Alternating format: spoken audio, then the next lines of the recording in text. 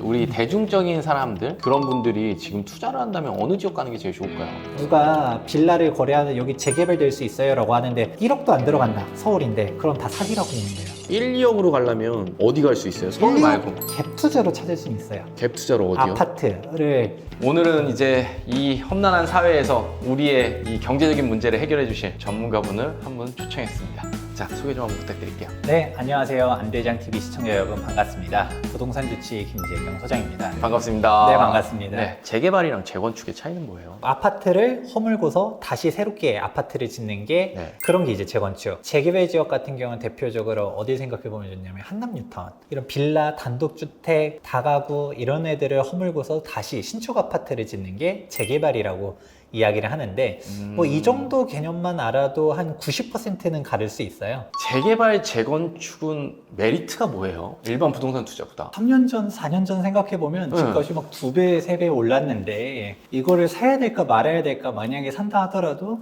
과연 더 얼마나 올라갈 것이냐, 혹은 떨어지진 않을까 고민이 많잖아요. 집을 사야 된다라고 저는 많이 말을 하는데 아, 지금도요? 그쵸. 그런데 그래도 너무 고민이 많다라고 하는 사람들한테는 오히려 재개발, 재건축이 확실한 답이라고도 말을 해요.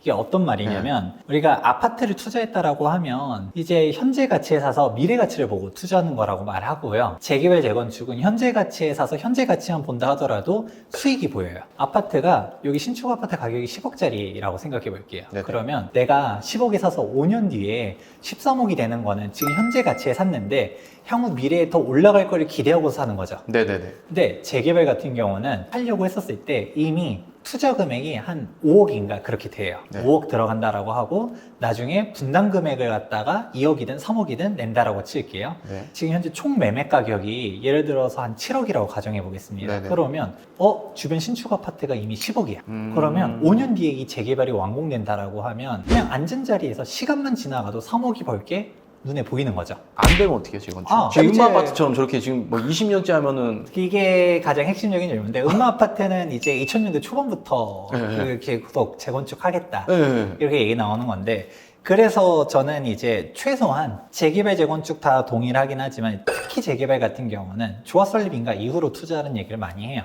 아, 조합이 설립되고요. 그나마 재건축은 그나마 좀 덜 하긴 한데 재개발은 특히 더해요. 재개발은 이제 구역 지정됐다라고 해도 2000년대 초반에 구역 지정되고서 조합 설립까지가 10년, 15년, 20년 걸리는 애들이 너무 많아요.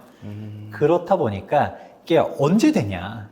결국 제가 얘기했었던 것처럼 안전마진이 아무리 3억이 깔려있다 하더라도 10년 뒤에 완성인지 네. 5년 뒤에 완성인지 20년 뒤에 완성인지는 천지 차이잖아요. 그렇죠. 적어도 정상적으로 조합 설립 인가하고 진행되는 애들을 초보자들은 그렇게 투자해라 라고 말을 해요. 아파트 가격이 떨어지면 어떻게 해요? 라고도 물어볼 수 있잖아요. 네네. 내가 10억에 샀는데 가격이 한 1, 2억 떨어져서 막 9억, 8억 이렇게 된 거예요. 그런데 피 같은 1억, 2억이 날라가죠. 근데 재개발은 안전마진 3억을 깔고 갔다라고 하면 3억 벌 줄 알았는데 1억밖에 못 벌었네 가 되는 거지. 손해를 보는 구조가 아니기 때문에. 아, 근데 저는 그게 묻고 싶어요. 저희 이제 집 앞에 잠실 주공호 단지인가? 그게 지금 28억인가 거래되더라고, 실거래가. 네. 그러면 과연 이 가격에 사서 분담금 또 내야 되는 거잖아요. 그렇죠. 분담금 내고 들어갔을 때 정말로 이게 투자적인 가치가 존재하는지는 진짜 모르겠어요. 재건축은 약간 또 느낌이 또 달라요. 지금 잠실주공 5단지 같은 경우는 대표적으로 재건축 초과이익 환수제 적용 대상 지역이거든요. 이거 재건축 분담금이 또 몇 억이 떨어질 것인가, 네. 이것도 계산해 봐야 되고, 결국은 입주를 해야 되는데 지금 현재 재건축들 다 얘기하는 게 재건축 초과이익 환수제가 없어져야 네. 사업이 진행된다 라고 말하는 게 중론이에요. 그러면 완성까지가 지금 뭐 조합에서는 어떻게 얘기할지 모르겠지만 사실 제초안이 예를 들어 5년 뒤에 없어졌다. 그럼 그때 관처 받으면서 그때 움직일 가능성이 높아요. 그럼 그때로부터 또 완공까지 5년. 그럼 최소한 10년 봐야 되네요. 그럴 수도 있죠. 그래서 미리 얘기하면 재건축보다는 재개발이 규제가 없고요. 재개발에서도 이제 조합 설립 인가 이후로 들어가는 얘기를 정말 많이 해요. 지금 뭐 예정지 투자다 뭐다 핫하긴 하는데 네네.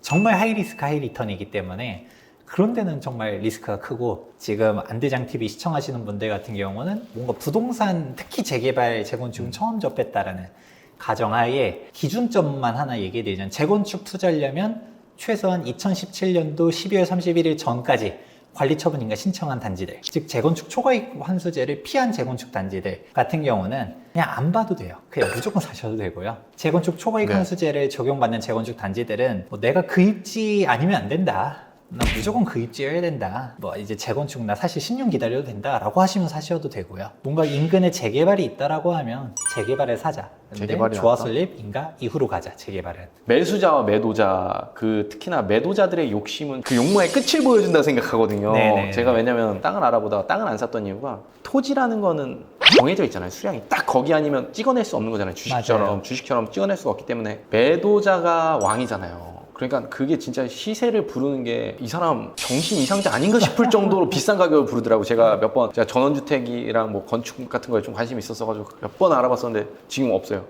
이 폭력에 가까운 이 가격이 도대체, 왜냐면 주변 시세랑도 너무 등 떨어진 얘기라고 항상 파시는 분들은. 근데 이게 재개발 재건축 그럴 수가 없는 게 네. 대체제가 너무 명확해요. 예를 들어 이걸 이렇게 안전마진이 어떻게 존재할 수 있느냐를 생각해보면 좋아요. 예를 들어서 안 대장님이 딱 생각하는 거죠. 내가 재개발을 가지고 있어요. 그럼 내가 최대한 비싸게 팔고 싶어. 네, 매도자는 다 그러면 그래요. 딱 생각하는 거, 이거 분담금 3억 정도 내고 지금 생각해보면 인근 아파트가 아까 얘기했던 것처럼 뭐 10억이야? 그러면 안전마진 제로로 해서 팔고 싶은데 매수자가 그걸 안 사죠. 왜?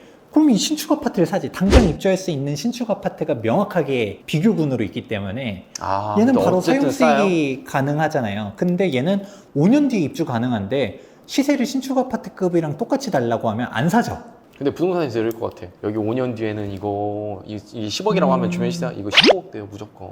그러니까 다 이렇게 된 거야. 부동산 약간 그 느낌이잖아요. 뭐 그렇게 얘기할 수도 있고 실제로 막상 안전마진 생각보다 좀 적은 데들도 있긴 해요. 그쵸, 그럴 것 같아요. 그런데 그게 적을 수는 있어도 없을 수는 없는 게, 왜냐면 애초에 그러면 사람들이 그거 안 사죠. 바로 옆에 신축 아파트 바로 입주가 가능한데 그건 바로 전세도 넣을 수 있고. 그런데 재개발 같은 경우가 투자 금액이 그렇게 낮지도 않아요. 왜냐면 전세가 그래요? 엄청나게 낮잖아요. 건물 가격은 이제 막 신축 아파트를 생각하면서 막 이제 쭉 형성되는데 지금 현황은 어때요? 무너져가는 집이잖아요. 그러니까 뭐 예를 들어 극단적으로 한남뉴타운 보면 매매금이 한 22억 이래도 전세는 해봤자 한 3억? 1억? 1억이요? 5천만 원짜리 전세도 있어요. 매매가가 22억인데? 네, 전세 높아야 2억짜리 전세 잘 못 본 것 같아요. 한남뉴타운에. 그만큼 주거 환경이 열악하다라는 거죠. 그런 식으로 있다 보니 현금이 내게 20몇 억이 다 들어가야 되는 거예요. 거의. 그런 와중에서 내가 완성되면 우리도 35억이야 하면서 35억 다 받으려고 한다? 그러면 그냥 35억 들고서 반포 가지.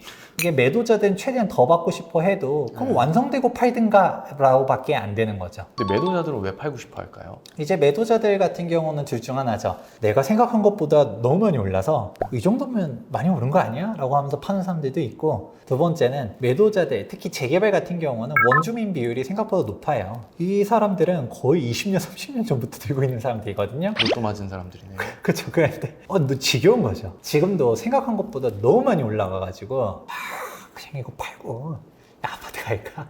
완성되려면 아직도 한 5년 남은 것 같아. 지겨워. 뭐 5년 동안. 그리고 원주민들 보다 보면 분담금 그 3억이든 4억이든 낼 수 없는 사람들이 생각보다 많아요. 그 쓰러져가는 집에서 살고 있었다라는 것 자체가 돈이 있어서 거기 간 게 아니라 돈이 없는데 어쩔 수 없이 살고 있었는데 거기에 구역 지정되면서 이제 로또 터진 거죠. 내가 현금 3억이 있고 여유가 있는 사람이었어. 거기 살았겠어요? 안 살았으니까 그냥 때가 되면 이제 팔고서 떠나는 거죠. 대표님은 어떻게 생각하는지 제가 한번 물어볼게요. 제가 생각할 때는 적당한 자산의 상승은 누구에게나 축복받을 일이지만 집값이 막 폭발적으로 올라가고 이런 건 부자든 서민이든 가난한 사람이든 다 역설적으로 싫어하더라고요. 이게 좋아하는 사람은 진짜 소수밖에 없어요. 무주택자 당연히 싫어하죠. 그쵸. 1주택자 별로 좋아할 일 없어요. 왜냐면 삶의 질은 똑같거든요. 내가 이사 가려고 하면 솔직히 지금 거주지보다 싼 데 안 가거든요. 더 좋은 데를 가려고 하잖아요. 상급지는 더 많이 올라왔어. 더 짜증나요, 그게. 그렇죠. 그러면 다주택자는 행복하냐? 다주택자도 욕 나오는 게 집값은 많이 올랐는데 다주택자는 지금 적폐의 대상이죠. 규제가 다 터져나가는 거예요. 지금 양도세, 종부세, 소득세, 취득세 다 터져나가니까 그리고 계속 공부해야 되고. 공부 안 하면 이제 삐끗하는 순간 세금 몇 억 터지고, 올랐지만 세후 수익률을 봐야 되거든요. 그래서 저는 다주택대란 얘기 잘 안 해요. 다 계산하고 보면 세후 수익률은 다 국가 거예요. 2021년도부터 최고 세율이 높아졌죠. 네. 10억 초가 45%. 소득세법을 바꾼 거기 때문에 양도소득세만 바뀌는 게 아니라 우리 종소세도 똑같이 바뀌었어요. 아파트를 가지고 있다라고 하면 중과세율이 있어요. 조정 대상 지역 내 2주택자라고 하면 20% 중과, 3주택자라고 하면 30% 중과예요. 그러면 이론적으로 다주택자라고 하면 75%가 최고 세율인데 여기서 끝나는 게 아니라 지방세 10%가 또 붙어요. 그러면 7.5% 붙으면 82.5%가 양도세율이에요. 아, 머리 아파. 내가 20억 벌어도 벌써 머리 아파. 20억 벌어도 그냥 국가 거예요. 내 돈이 아니라 국가 거고. 그러니까 사람들이 어떻게 해요? 언젠가 세금 바뀌겠지. 뭐 10년 버티면 바뀌겠지 하면서 안 팔죠. 그러니까 안 파니까 뭘 건드렸냐? 종부세를 건드렸죠. 2주택자라고 하면 세율 자체가 2배예요. 지금 내가 강남에 두 채 가지고 있다. 그러면 아무리 못해도 5천에서 1억씩 빵빵 터지거든요. 매년. 네. 그러고 더 못 버티도록 2020년도 11월 달에 뭘 건드렸냐? 공동주택 가격 현실화율을 90%로 하겠다라고 발표했어요. 공동주택 가격이 계속적으로 올라가니까 세금들이 버틸 수가 없네요. 당장 올해를 버텼다 하더라도 올해 3천만 원 냈어? 바로 내년은 5천만 원. 그러니까 사람들이 많이 하는 게 증여를 하죠. 증여. 저는 옛날부터 그게 궁금하더라고요. 규제를 그냥 마구잡이로, 아니 마구잡이까지는 아니어도 시원하게 풀어주면 오히려 집값이 안 잡히나 저는 그런 생각이 그냥 들어요. 맞아요. 그게 정답이에요. 근데 아니 근데 그거를 그걸 못해요. 모르고 하지는 않을 거냐? 왜 못해요? 우리가 뭐 주택 수로 규제를 한 거거든요. 강남의 1주택자라고 하면 1주택자라 해서 규제가 없는데 네. 천원 5주택자는 적폐야. 오씨 5채나 있어. 이 나쁜 놈이네. 때려야겠다 하면서 그거죠. 근데 천원 5채 판다 해서 강남 한 채 못 사는데 못 사요. 예, 그게 더 웃겨요. 그러니까 이게 똘똘한 한 채. 한 채면 세금 부담이 없고 여러 채면 세금 부담이 있고 지금 주택 보급률은 100을 돌파했거든요. 정부에서도 항상 얘기하는 게 주택 공급은 충분하다. 초과 수요자가 있기 때문에 문제가 생기는 거다라고 판단하는 거죠. 그래서 이거를 갖다가 주택 숫자로 규제를 하는 건데 근데 이렇게 되니까 그 초과 수요자들이 어떻게 행동하느냐? 쓸데없는 것들을 팔죠. 세종에 있는 거 팔고 강남에 있는 거 먼저 파는 순간 세상이 빵 터져요. 그리고 강남에 있는 거를 팔지 않고 이 지방에 있는 거를 먼저 팔게 되니까 똘똘한 한 채 현상을 만들게 되고 그리고 내가 지방에 다주택자가 있다라고 해도 내가 좀 더 한 채로 합치려고 하면 합쳐서 서울로 갈까? 아니면 그 지역에서 최고 비싼 데를 갈까? 이런 식으로 움직이게 되는 거죠. 그러니까 그 지역 내에서도 똘똘한 한 채 하면서 이게 똘똘한 한 채가 계속적으로 나타나고 규제의 역설이라는 얘기가 그래서 나오는 건데 강남이 규제가 정말 셌잖아요. 네. 규제 1번지인데도 불구하고 강남이 제일 많이 올라간 거는 규제의 역설이다. 그러면 그럼 그러니까 규제를 풀어주면 그쵸. 잡힐 것이다. 안 대장님이 얘기한 것처럼 규제를 오히려 풀어주는 게 사실 정답인데 상승률은 높을 수는 있어도 수익률은 서울 전체 25개구 중에서 하위권이에요. 투입 금액이 높잖아요. 그럴 수밖에 없겠구나. 내가 10억을 버는 게 중요한 게 아니라 얼마 넣어서 10억을 벌었냐가 극단적으로 그쵸, 제일 그쵸. 중요한 거죠. 이 다주택자에 대한 규제를 풀어버려요. 그러면 이제 어떻게 될까요? 사람들이 굳이 서울에, 굳이 반포에, 그 30억짜리에 그거를 30억을 들고 있었을 때 30억짜리로 갈 요인이 얼마나 있을까요? 생각해 보는 거죠. 노원구를 10채를 살 수도 있는데 혹은 진짜 지방에 이게 장단은 존재해요. 이게 주택수를 풀어버리면 이제 지방 집값들이 그때서 진짜 본격적으로 폭발할 수 있거든요. 내가 목표가 무엇인지를 생각해야 돼요. 강남 집값을 잡는 게 목표면 주택 수에 대한 규제를 풀어야지 강남에 그렇게 미친 듯이 몰려있는 동기부여가 이제 그 30억을 받아줄 사람이 거의 없어지겠죠. 반대로 주택 수로 규제를 하면 강남 집값이 더 미쳐 올라가는 거는 어쩔 수 없다는 걸 인지하고 가야 되는데 정부가 사실 강남 집값이 더 올라가는 정책을 펼쳐놓고서 강남 집값 너무 높다라고 말하는 것 자체가 앞뒤가 안 맞다라는 거죠. 네, 우리 대중적인 사람들 그런 분들이 지금 투자를 한다면 어느 지역 가는 게 제일 좋을까요? 한 1억, 2억 정도 투자하실 수 있는? 1억, 2억이면 서울은 없어요.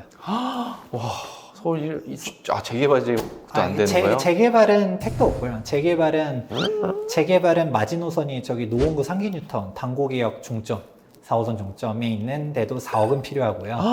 근데 재개발 예정지들도 보면 2억씩은 필요해요. 노후도 충족했고 예정지 재개발 뭐 2억? 그거 언제 될지도 모르는 것들도 2억씩은 들어가고 누가 빌라를 거래하는 여기 재개발될 수 있어요 라고 하는데 1억도 안 들어간다. 서울인데. 그럼 다 사기라고 보면 돼요. 1, 2억으로 가려면 어디 갈 수 있어요? 서울 말고. 갭 투자로 찾을 수는 있어요. 갭 투자로 어디요? 아파트를 우리가 생각하는 좋은 아파트들은 안 되고 일단은 아파트 찾으려면 최소 500세대는 넘어가야 된다라고 말하고요. 왜냐면 500세대는 넘어가야지 추후 리모델링이라든지 재건축 이슈가 붙을 수가 있어요. 그 다음으로 보는 게 이제 25년 차 이하로 가라는 얘기 많이 해요. 너무 오래된 애들은 사실 재건축 되지도 않는데 20년 차 아파트가 오히려 30년 차 아파트보다 더 싸요. 재건축 가능이라는 이유 하나만으로 30년 차 된 아파트가 더 비싼데 차라리 싼 거 사라. 그 다음에 가능한 상급지로 가라는 얘기하고 그 다음은 여기서 이제 정상적인 상품군 내에서요. 여기서 말하는 정상적인 상품이라는 거는 최소한 25평 이상이어야 돼요. 17평형 이런 거 사시면 안 돼요.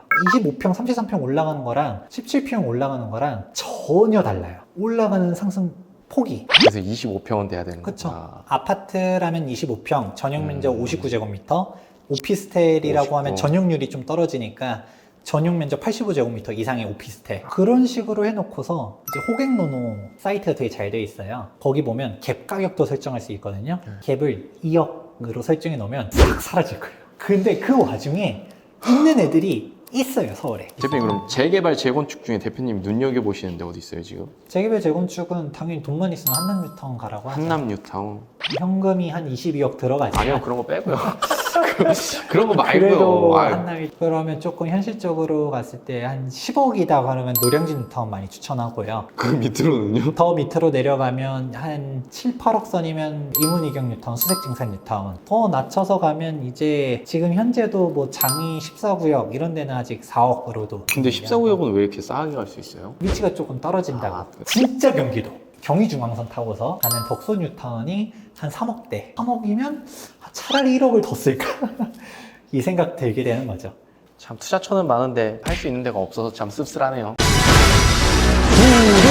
오늘 뭐 좋은 얘기 너무 많이 들었는데 뭐 마지막으로 또 해주고 싶은 얘기? 이게 부동산이라는 거를 좀 포기하지 말아라. 솔직하게 말해도 비트코인 나 안 해도 살아가는데 지장 없어요.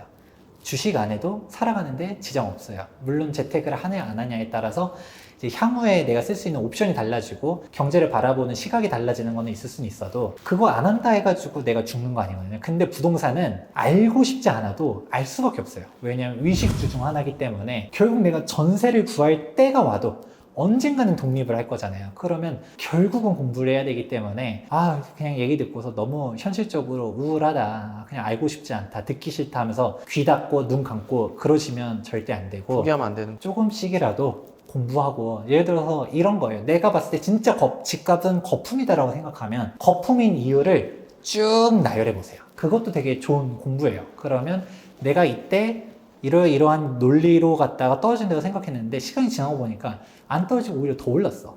그럼 왜 그럴까? 이런 부분들 한번 생각해 보면서 내가 복귀를 해나가, 즉 포기하지 말아라 라고 얘기해 드리고 싶습니다. 부동산 관심 있다라고 하면 저희 투미TV도 많이 놀러와 주세요. 오늘 영상 여기까지만 하고 마치도록 하겠습니다. 안대장TV랑 투미TV 많이 사랑해주세요. 안녕. 아직도 안대장TV를 구독하지 않고 계신 분들이라면 구독 버튼 잊지 마시고요. 우리들의 더 나은 삶을 위해서 다른 영상들도 꼭 시청하시길 바라요.